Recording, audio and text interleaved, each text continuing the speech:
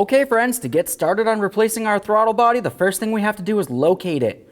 You're going to be able to find your air filter housing. It's a big black housing right here. And then if you were to follow the inlet, you're going to be able to find right where your throttle body's mounted. Obviously, you're going to want to make sure that there's no debris in this area. We can't have any dirt making its way into the intake system. Before we start opening up any of this area here, let's go ahead and disconnect the throttle body. You're going to find a red locking tab. Just go ahead and pull that towards the front of the vehicle, and then you're going to press in on this center tab right here and remove this. Once it's off, inspect it. If you see any funny colors, it's corrosion and it needs to be dealt with. This looks great, so I'll set it aside.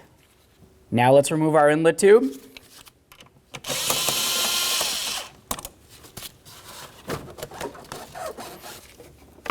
Pull this off of here. Just going to remove this. And now we can set this aside and we can access our 4 mounting bolts.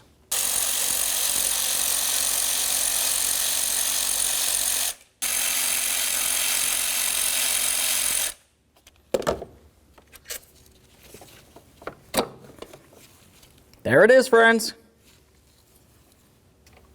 Now I'm just going to carefully remove this gasket right here. Commonly, you're going to want to replace this. If you don't have a new one, of course, you can just remove it, clean it, inspect it, and then reinstall it, assuming it's good. To inspect it, of course, you'd want to just wipe it down with a nice clean rag. And then we're just going to give it the stretch test. Essentially, I just want to make sure that it's nice and pliable. If it feels like it's dry and brittle, or even it just holds form like it's stiff, you need to go ahead and replace it. This one feels great, so we can reuse it. Now the next thing I'm going to do is clean up this area here, which is of course right where the throttle body is going to sit. And then inside this tube, just make sure that there isn't any debris sitting inside there. Okay. Now if when you're cleaning this out, you happen to see that you have an oily residue inside this area, you don't necessarily have to worry about that. The reason why it has oil inside there is because of this tube right here. This is your Pcv tube. Essentially what it's in charge of doing is creating vacuum from the intake. It's going to draw the gases that are built up inside of your valve covers and bring it back through the intake to be burnt up in your combustion chamber before it gets sent out through the exhaust. Let's get our gasket back on here, whether it's new or used and you know that it's in good condition. Slide it right in, make sure it's sitting perfectly.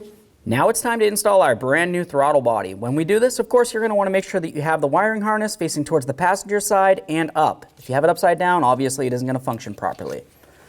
We'll go ahead and line it up, start in all 4 of your bolts, and then snug them up.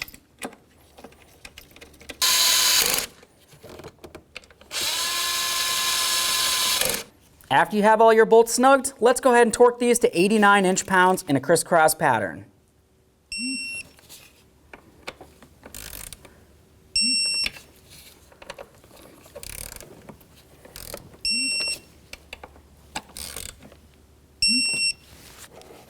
Put your air hose back on, make sure that it's bottomed out as far as it'll go, and then also make sure your clamp is nice and tight. Let's get this PCV hose reconnected. You want to listen for a click, and then give it a tug. Make sure it's secure. Let's get this on here as well. There we are, give that a nice tug. And then of course we'll reconnect our throttle body right here. Give it a click, give it a tug, and then lock it in.